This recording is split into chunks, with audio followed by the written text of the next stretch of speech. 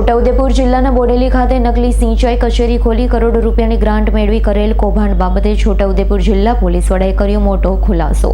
છોટાઉદેપુર જિલ્લાના બોડેલી ખાતે નકલી સિંચાઈ કચેરી ખોલી કરોડો રૂપિયાની ગ્રાન્ટ મેળવી કરેલ કૌભાંડ બાબતે છોટાઉદેપુર જિલ્લા પોલીસે સીટની રચના કરી અગાઉ 7 આરોપીઓની પોલીસે ધરપકડ કરી હતી। છોટાઉદેપુર પોલીસની પૂછપરછ દરમિયાન 21.15 કરોડની છેતરપિંડી બહાર આવી હતી। 3 આરોપી પૂર્વ પ્રયોજના અધિકારી બીડી નીમના પૂર્વ પ્રયોજના અધિકારી વીસી ગામિત અને અગાઉ પોલીસના હાથે ઝડપાયેલ અબુકર સૈયદના ભાઈ એજાજ હુસેન સૈયદનો છોટાઉદેપુર પોલીસે કબજો લીધો। એજાજ હુસેન સૈયદે સંદીપ રાજપૂતનો ડ્રાઈવર બનીને સાથે ફરતો। એજાજ સૈયદ આરોપીના બેંક એકાઉન્ટનું હેન્ડલિંગ કરતો।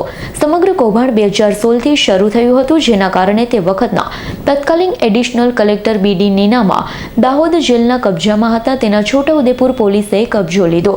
પોલીસે અગાઉ 24 એકાઉન્ટ ફ્રીઝ કર્યા છે, જેમાંથી 2.96 કરોડ ફ્રીઝ કર્યા। અત્યાર સુધી પોલીસે 3 કરોડ 17 લાખ રૂપિયા ફ્રીઝ કરાવવામાં સફળ થઈ છે। 4 લાખ રૂપિયા અલગ અલગ લોકો પાસે રોકડ રિકવર કર્યા છે। પોલીસ તપાસમાં બહાર આવ્યું છે કૌભાંડીઓ દ્વારા ગાંધીનગરનો એક નકલી ઓર્ડર બનાવી બેંકમાં રજૂ કર્યો છે, જે તપાસમાં એવી કોઈ ઓફિસ ગાંધીનગરમાં ન હતી। 26/10/2023ના રોજ છોટાઉદેપુર જિલ્લાના છોટાઉદેપુર પોલીસ સ્ટેશનમાં એક નકલી કચેરી બાબતની ફરિયાદ રજીસ્ટર થઈ હતી, જેમાં અગાઉ 7 આરોપીઓ પકડવામાં આવ્યા હતા। તે તમામ આરોપીઓ જેલ હવાલે છે। એ આરોપીઓ પાસેથી અલગ અલગ 70 એકાઉન્ટમાં 2 કરોડ 96 લાખ રૂપિયા પોલીસે ફ્રીઝ કરાવ્યા હતા।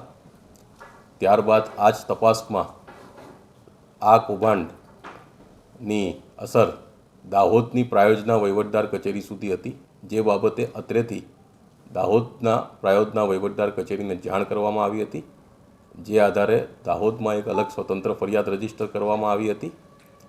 અને આ તપાસમાં પણ પ્રાયોજના કચેરી દ્વારા અને એકાઉન્ટ જનરલની ઓડિટની ઓફિસ તરફથી એક માહિતી બહાર આવી હતી કે છોટાઉદેપુર જિલ્લાની પ્રાયોજના કચેરીમાં જે 4 કરોડ 14 લાખ રૂપિયાનું કૌભાંડ હતું, જે 2021થી 2023ની વચ્ચે ચાલ્યું હતું, તેના બદલે 2016થી ટોટલ 2023 સુધી 21 કરોડ 15 લાખ રૂપિયા જેટલી રકમનું ટોટલ આ કૌભાંડ થયું હોવાનું તપાસમાં બહાર આવ્યું હતું। આ તપાસમાં ત્યારબાદ જે પ્રાયોજના વહીવટદાર અધિકારી જે તે વખતે એડિશનલ કલેક્ટર વીસી ગામિત હતા, જેની પાછળ પોલીસ લાગેલી હતી, અને પોલીસના શોધખોળ દરમિયાન તેઓ નામદાર કોર્ટ સમક્ષ સરેન્ડર થયા હતા, જેમનો પોલીસે નામદાર કોર્ટ પાસેથી કબજો મેળવી એમના 7 દિવસના રિમાન્ડ લીધા છે।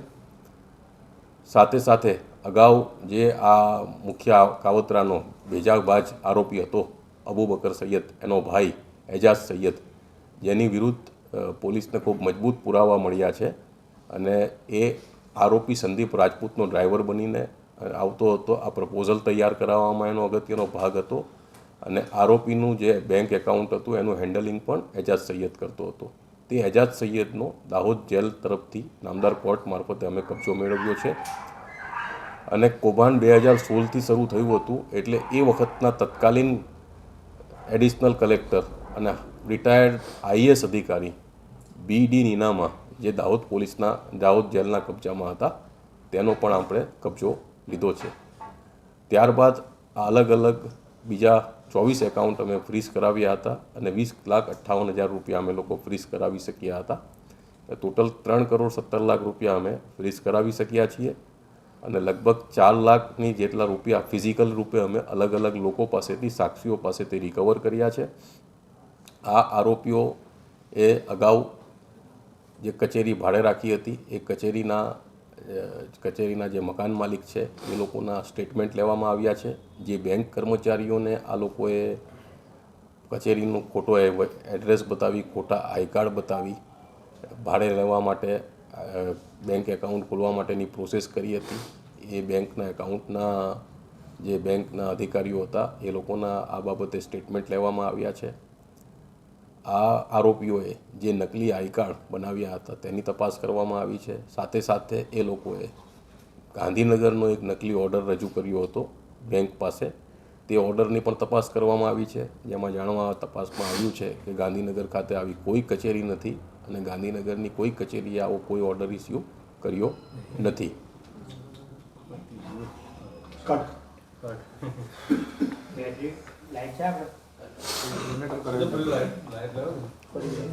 અલ્ફેઝ પઠાણનો રિપોર્ટ S9 ન્યૂઝ છોટાઉદેપુર.